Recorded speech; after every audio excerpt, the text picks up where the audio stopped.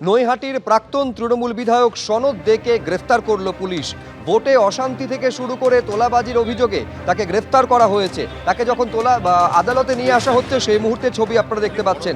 দত্তপুকুর থেকে পুলিশের জালে নৈহাটির প্রাক্তন তৃণমূল বিধায়ক সনদ দে।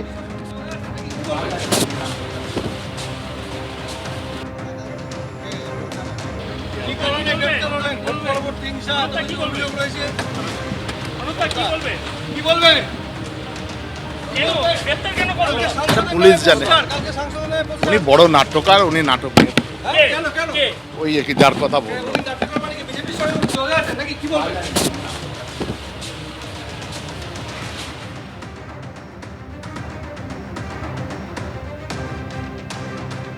নৈহাটির প্রাক্তন তৃণমূল বিধায়ক সনদদের খোঁজে তার বাড়িতে অভিযান চালায় কয়েকদিন আগে পুলিশ। গতকাল রাতে গোপন সূত্রে খবর পেয়ে দত্তপুকুরে হানা দেয় পুলিশ। প্রাক্তন তৃণমূল বিধায়ক সনদদেকে গ্রেফতার করে নিয়ে আসা হয় নৈহাটি থানায়।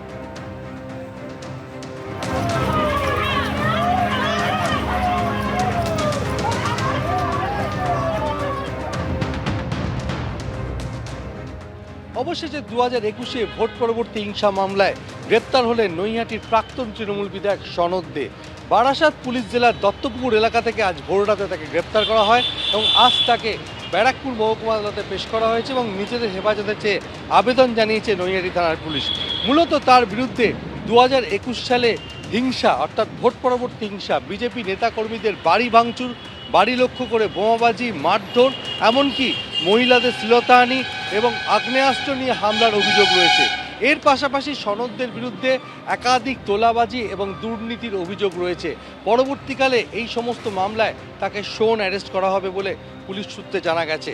এই সনদ দেখে বেশ কিছুদিন ধরে হন্যে হয়ে খুঁজছিল নৈহাটি থানার পুলিশ। তার বাড়ি, তার দোকান এবং ফ্ল্যাটে একাধিকবার তার খোঁজে পুলিশের পক্ষ থেকে তল্লাশি চালানো হয়, কিন্তু তার কোনো হদিশ পাওয়া যাচ্ছিল না। অবশেষে দত্তপুকুর একটি জায়গায় আত্মগোপন করেছিল সনদ দে।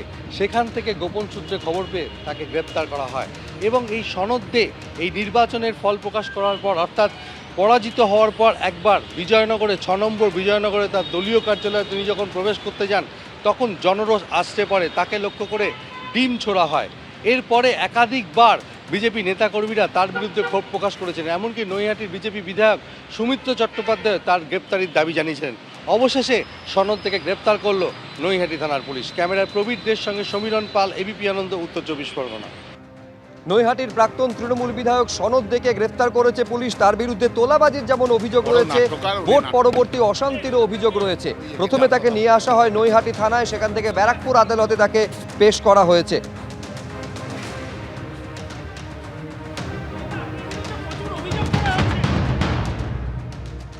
তৃণমূলের বিধায়ক হিসাবে কম ওকে একটা তোলাবাজ, অত্যাচারী, গুন্ডা, মানুষের সম্পত্তি লুট করা, এর হিসাবে মানুষ ওকে বেশি জানতো। তো সনদ দে একটা অ্যাবসলিউট ক্রিমিনাল।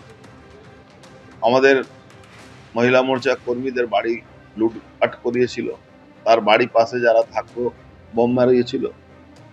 একটা অ্যাম্বুলেন্সের খালাসি ড্রাইভার কাজ করা লোক আজকে হাজার হাজার কোটি টাকা মালিক আছে। আজকে মানুষ বিচারের জন্য অনেকদিন ধরে অপেক্ষায় ছিল। আজকে নৈহাটি থানা তাকে গ্রেফতার করেছে, আমি তাদেরকে ধন্যবাদ জানাবো।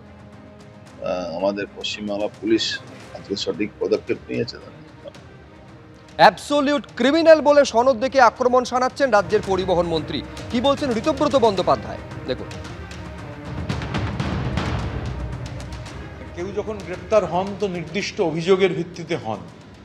তো আমি বিষয়টা যেহেতু আমার কাছে কোনো সম্যক ধারণা নেই, তো স্বাভাবিকভাবে না জেনে বলা উচিত নয়। তো ওই পার্থভৌমিকের ছেড়ে যাওয়া সিটেই সনদ দে তিনি বিধায়ক হয়েছিলেন পার্থভৌমিক এমপি হওয়ার পর, এবং অবশ্যই উনি ওখানে পার্টিরও নেতৃত্ব ছিলেন, প্রভাবশালী নেতৃত্ব। তো এখন এই বিষয়ে আপনাকে পার্থভৌমিককে জিজ্ঞাসা করতে হবে। পার্থভৌমিকের ঘনিষ্ঠ বৃত্তের বলেই সবাই জানে। এখন কি চার্জে হয়েছে, কেন হয়েছে, সেগুলো এফআইআর হয়েছিল শুনেছিলাম। এবার এটা না জেনে বলাটা খুব কঠিন। ফলে বুঝতে পারছেন সনদ দে নৈহাটির প্রাক্তন তৃণমূল বিধায়ক, তার গ্রেফতারিতে অস্বস্তিতে তৃণমূল কংগ্রেস। তাকে গ্রেফতার করা হয়েছে, মূলত তার বিরুদ্ধে অভিযোগ ভোট পরবর্তী অশান্তি থেকে তোলাবাজি। তাকে পুলিশ গ্রেফতার করে এবং তারপর নৈহাটি থানায় প্রথমে নিয়ে আসা হয় এবং তারপরে ব্যারাকপুর আদালতে নিয়ে আসা হয়। পুলিশ জানে, উনি বড় নাট্যকার, উনি নাটক ওই যার কথা বললো।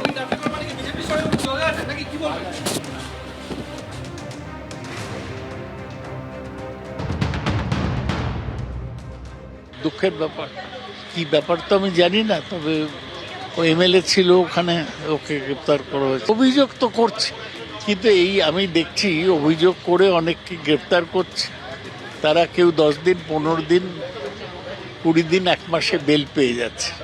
কনভিকশন তো দূরের কথা। তাই বিজেপি সরকারের গ্রেপ্তারের আমি কোনো গুরুত্ব দিই না। এবিপি আনন্দ, এগিয়ে থাকে, এগিয়ে রাখে।